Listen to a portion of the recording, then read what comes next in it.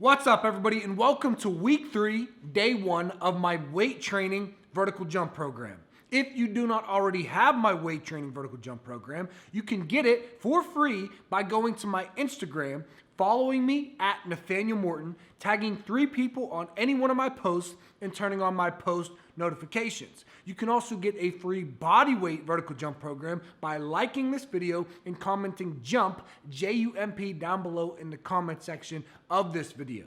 All right, let's get into it.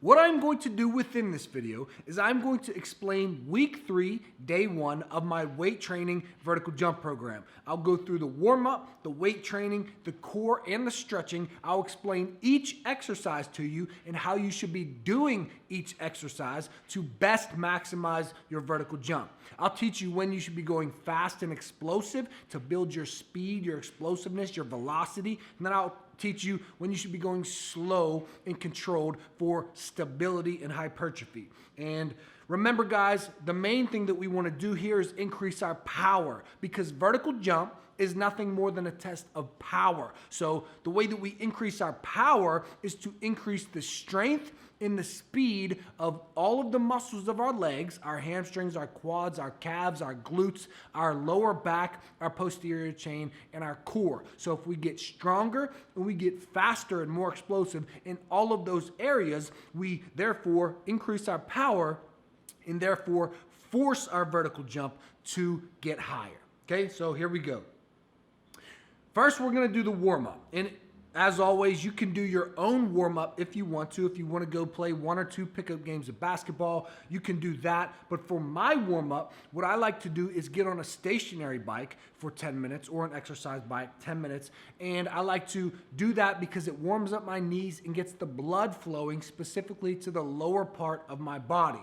After the stationary bike, I like to do foam rolling for 5 minutes, foam rolling my IT band, my quads, my hamstrings, my glutes, my calves, and my lower back. So all of the muscles of your legs and your lower back, make sure that you foam roll and you will be ready to go for the weight training portion. Then we do a dynamic warm-up.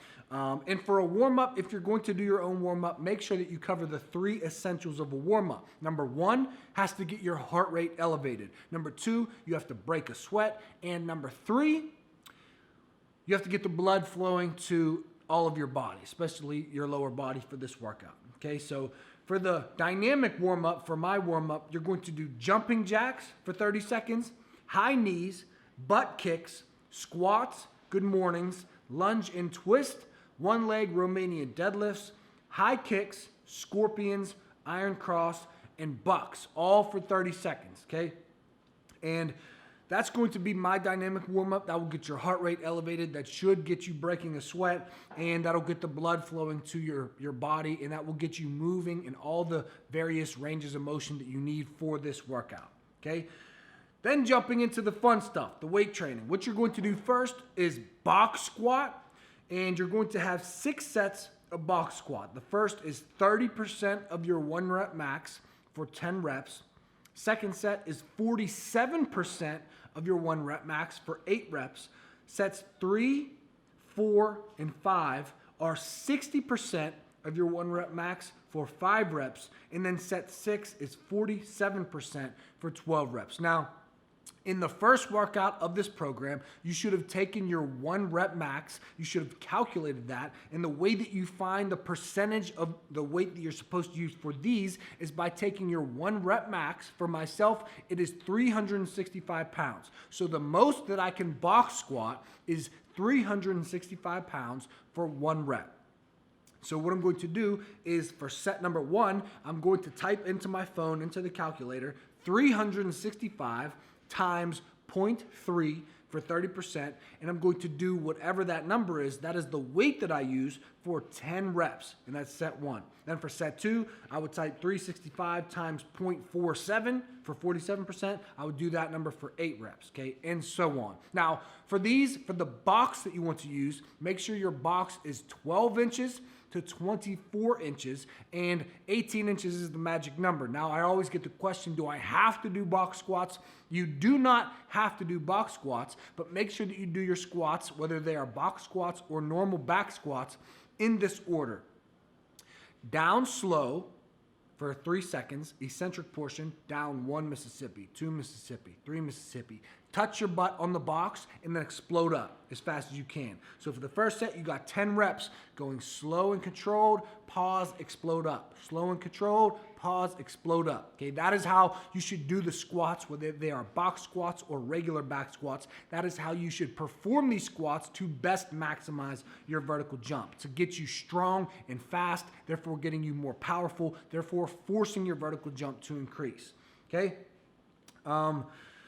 So that is the box squat. Next, we have band squats, superset with band good mornings. And once again, as I say in every single video, everything is linked down below in the description for you. So if you don't have a foam roller, if you don't have resistance bands, if you don't have a mini band, you can get them by going to the link in the description, clicking that link, it'll take you to Amazon, and you can get the same exact foam roller and bands and mini bands that I personally use for all of my workouts.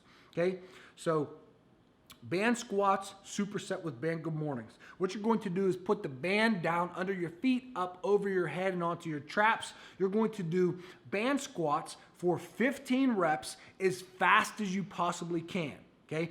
These are as fast and explosive as you can because we are working on the speed, the explosiveness, building that rate of force development, therefore increasing our vertical jump.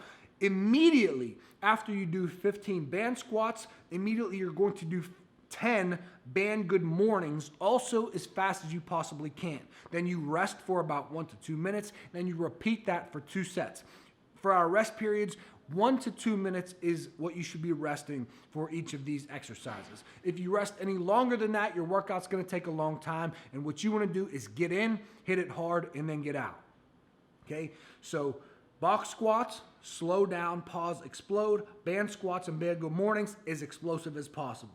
Okay, then we have lateral step-ups. These are in the family of dynamic step-ups, in the family of explosive step-ups. But for these, you're going to turn to the side. You're going to step up laterally, and you have 3 sets of 8 reps each leg. If I were you, if you have never done these before, you should use body weight because, as I say in almost every video, your knees, the tendons in your knees, the way to get jumper's knee and patellar tendonitis is to progressive overload too quickly. Using too much weight too fast will hurt your knees in the long run because your muscles may be strong enough to do this weight, but your tendons can only catch up about 3 to 4 weeks after your muscles have done that load. So to make it simple, it takes about 3 to 4 times longer for your tendons to adapt to a stimulus than it does for your muscles. So your muscles might be getting stronger and stronger and stronger, but your tendons may be lagging behind.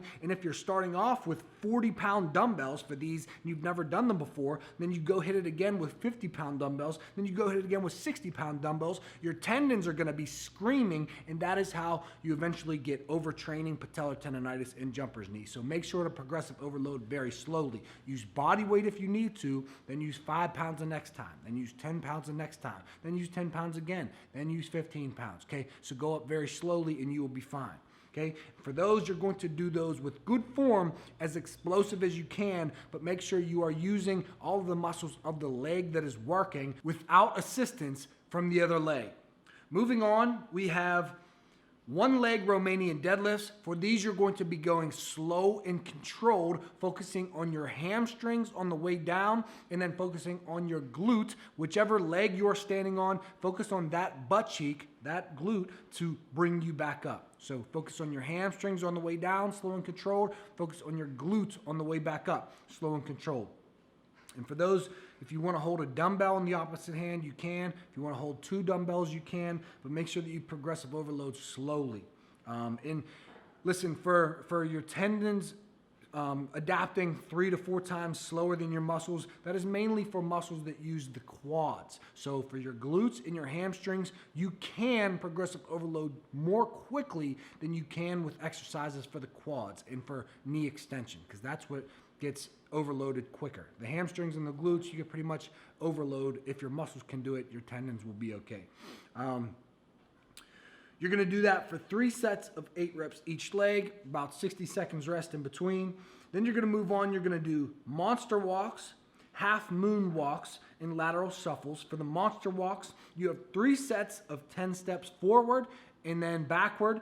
Half moons, you have 3 sets of 10 steps forward and backwards. And then lateral shuffles, you have 3 sets of 10 steps each direction. So the mini band that I use is linked down below in the description, or you can get your own mini band, or you can get your resistance band folded in half and put it around your legs. The main things for these is that you go slow and controlled, focusing on your glute medius on the side of your butt. Make sure that for the monster walks, you don't just do steps forward, 1, 2, 3, 4. You do 1 step forward and then you meet it with your other foot. Another step forward, meet it with your other foot. So that way you'll be getting more strength and more use out of your glutes for that exercise. For the half moon walks, the technique is kind of tough to get, but if you just remind yourself to start with your feet spread apart, sweep in and end apart. So start apart, sweep in, end apart, sweep in, end apart, sweep in, end apart. That is how you do the half moon walks. Okay, and then lateral shuffles, those are pretty much everybody can get those. Lateral shuffles, 10 steps one direction and 10 steps the other direction. The last exercise that we have are reverse hyperextensions. We have 2 sets of 20 reps. For this, you're going to get in a hip hyperextension machine the opposite direction with your legs sticking out. You're going to swing your legs up in the air, focusing on your lower back. For these, I would go slow and controlled. Once you have the form, then you can start going faster on the way up and slower as you lower your legs down. So slow and controlled as you lower your legs down and fast on the way up, if you have good form. Okay, if you have a weak lower back, I would go slow and controlled on all of the reps. Okay, and then 2 sets of 20 reps for that. Then we move into the core. For the core, as always, we have 4 exercises, 30 seconds each, and then you repeat, so 2 times through. We have alternating pikes for 30 seconds, suitcase crunches for 30 seconds, planks for 30 seconds, and then Superman for 30 seconds. So if you can do 30 seconds for each of these all in a row, so immediately going from one exercise to the other, then that is great. If you cannot do that, if your form is going to be falling apart and lagging, then take 15 to 30 seconds rest in between each one of these ab exercises or core exercises. After the core, we have stretching. For the stretching, we're going to do each stretch for 60 seconds. We have the couch stretch, then you do the other leg. So make sure you do both legs for all of these. Couch stretch, then we have the hamstring stretch, then we have the quad stretch, then we have the Achilles stretch, then we have the pigeon stretch, then we have the butterfly stretch, and then the frog stretch, then we end with the squat stretch. All of these are for 60 seconds. Now, as I say in each video, remember the main thing with stretching is that tight muscles equal less athleticism. The tighter your muscles, especially the tighter your hips, the less athletic that you will be. So this stretching routine here is meant to loosen your hips and loosen all of the muscles of your legs and your lower back and your glutes so that you are more athletic, therefore increasing your vertical jump more than someone who does not stretch. So this is a way that you can get ahead of people who skip their stretching, because let's face it, if you want to go to the NBA, if you want to be a professional Olympic volleyball player, whatever you want to do, whatever sport you play or you want to do, there are millions of other people who want that same thing. So you have to think to yourself, what is going to separate you from the rest of those kids who want the same exact thing that you want? Now, you are already separating yourself because not many of them are doing a vertical jump program trying to improve themselves, but you can also separate yourself by doing a proper warm-up and then by doing the proper stretching. You can also separate yourself by reading books that relate to your sport and reading books that relate to you getting better. By the way, down below in the description, I have a list of top 10 books athletes should read to succeed. You can check out any of those books. That will help you separate from the rest of the people who want the same thing you want. Working on your skills, working harder, working smarter, and working longer hours on your skill will make you better, will separate you from everyone else who wants the same exact thing that you want. So make sure you are taking those steps. All right, so guys, that is it. That's it for week 3, day 1 of my weight training program. Remember, if you do not have my weight training program, you can get it for free by going to my Instagram, following me at Nathanael Morton, commenting or tagging 3 people on any one of my posts, and turning on my post notifications. If you also want a free bodyweight program, you can get it by liking this video and commenting JUMP, J-U-M-P, down below in the comment section of this video. And as always, remember that action is everything. Knowledge is not power. It is only potential power until you take action on what you know. The only way that you know something is to take what you know, take what you've learned today in this video, and create a result from it in your life.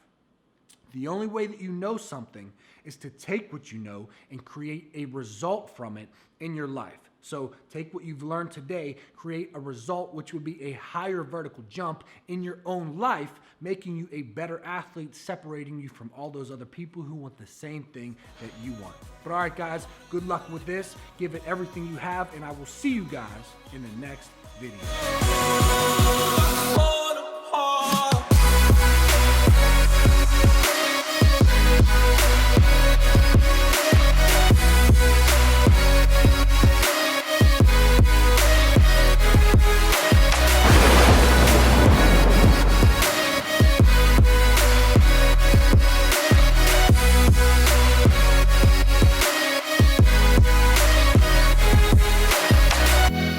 Everybody told me so, feeling like I sold my soul.